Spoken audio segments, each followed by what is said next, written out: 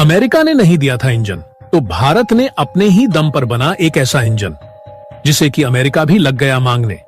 दोस्तों, जहां पर एक तरफ देखे तो भारत ने अमेरिका से एक इंजन मांगा था, लेकिन अमेरिका ने भारत को यह कहकर भगा दिया था कि आप जैसा इंजन हमसे मांग रहे हैं वैसा इंजन हमारे पास मौजूद नहीं है। और फिर भारत ने भी ठान लिया था कि अब तो कुछ करना ही पड़ेगा, और भारत ने अमेरिका साबित करके दिखा दिया था कि अब उसने भी इंजन तैयार कर लिया है। दोस्तों, भारत को खतरनाक एडवांस नए विमानों की सख्त जरूरत को देखते हुए भारत का मिनिस्ट्री ऑफ डिफेंस अपनी तरफ से पूरी ताकत लगा रहा है, और इस स्ट्रेंथ को और एक्टिविज्म को इसी से समझा जा सकता है कि इंजन को लेकर, विमान निर्माण में आ रही दिक्कत को लेकर वह पूरी तरह से शांत नहीं बैठा है, बल्कि वह तो मजबूत कदम उठा रहा है।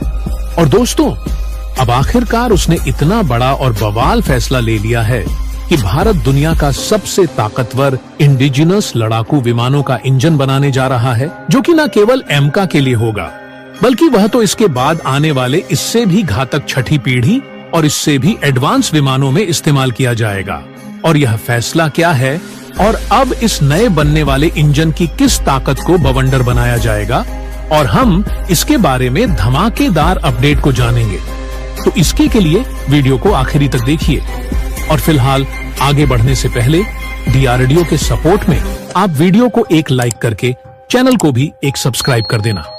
दरअसल 5वीं पीढ़ी के विमानों के इंजन के बेहद ही करीब पहुंच गया। भारत और विशाल बजट के साथ देरी खत्म करने के लिए लिया बड़ा फैसला। फॉरेन पार्टनर्स के साथ GTR-I बनाएगा। सबसे ताकतवर इंजन अमेरिकी कंपनी की इंजन सप्लाई में देरी की वजह से।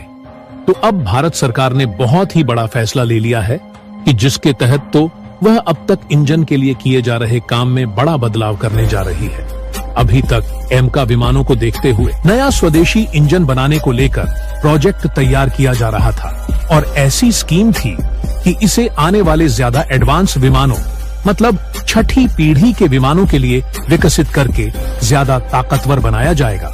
लेकिन सरकार ने अब फैसला बदल लिया है, जिससे कि इंजन के लिए यह दिक्कत आने वाले विमानों में ना हो, और सप्लाई चेन दमदार तरीके से बनी रही है।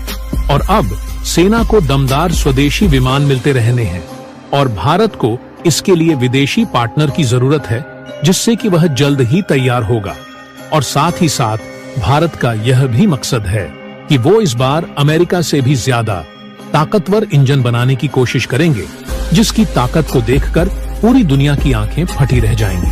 क्योंकि दोस्तों, अब यह इंजन छठी पीढ़ी और उससे भी एडवांस विमानों के लिए होगा, और इस इंजन की ताकत और इसे हासिल करने के लिए बनाई गई अब तक की सबसे मजबूत स्ट्रेटेजी के बारे में हम आपको जरूर बताएंगे। लेकिन अब इससे पहले हम आपको स्वदेशी इंजन हासिल करने के भारत के कॉन्फ्लिक्ट की कहानी बताना चाहेंगे। तो दोस्तों, भारत सरकार अपने द 5th जनरेशन विमान को लेकर बेहद ही तेजी से काम कर रही है। जंग में जिस तरह से हवाई ताकत की जरूरतें बढ़ती जा रही हैं, अब उसे भी देखते हुए भारत ने बहुत पहले ही 5th जनरेशन के विमानों को बनाने का फैसला ले लिया था। लेकिन अब बीच में तमाम वजहों से देरी होती गई, और लास्ट में आखिरकार इंजन पर बात अटक गई, जबकि भारत ने खुद के दम पर ही दुनिया की सबसे घातक स्टेल्थ तकनीक को विकसित कर लिया था। लेकिन अब इस तमाम ताकत झोंकने के बाद भी स्वदेशी इंजन नहीं बन पाया, क्योंकि अब फाइटर जेट का इंजन बनाना बेहद ही मुश्किल चीज हो जाती है, और अब केवल और केवल गिनती के देश ही इस तकनीक पर अपनी पकड़ को मजबूत बना पाए हैं।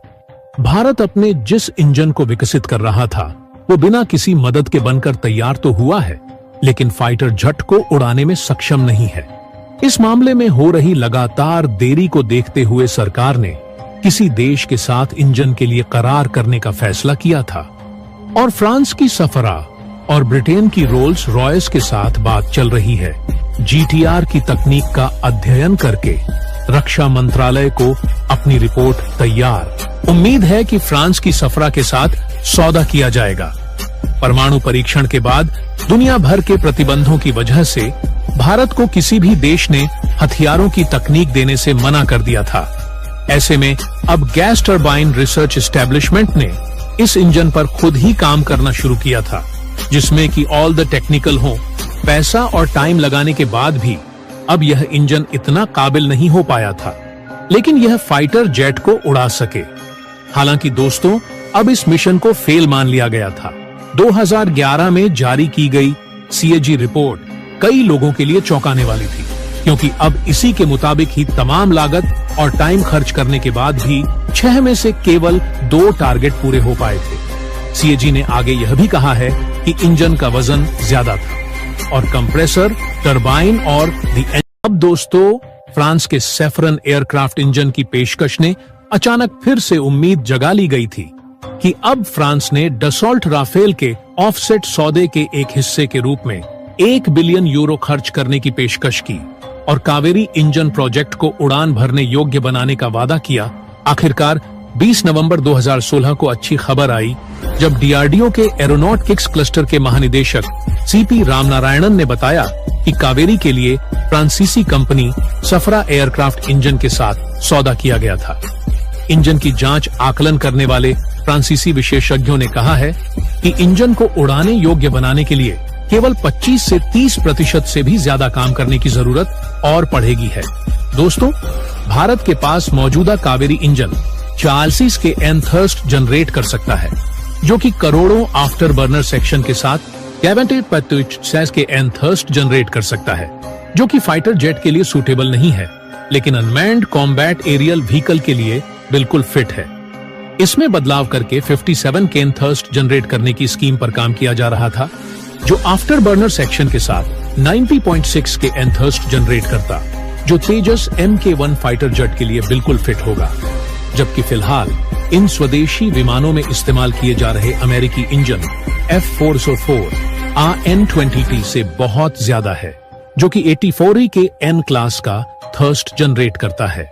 GTR और फ्रांस की कंपनी के साथ मिलकर इस इंजन में किए गए सुधारों के बाद इसे तेजस MK WV और स्वदेशी UCAV में इस्तेमाल करने का मकसद था। लेकिन अब इस फैसले पर बहुत बड़ा बदलाव किया गया है, जिससे इंजन के मामले में अमेरिका की हैकड़ी निकल जाएगी, क्योंकि इस साल के बजट में रक्षा मंत्रालय ने केवल इंजन के लिए 2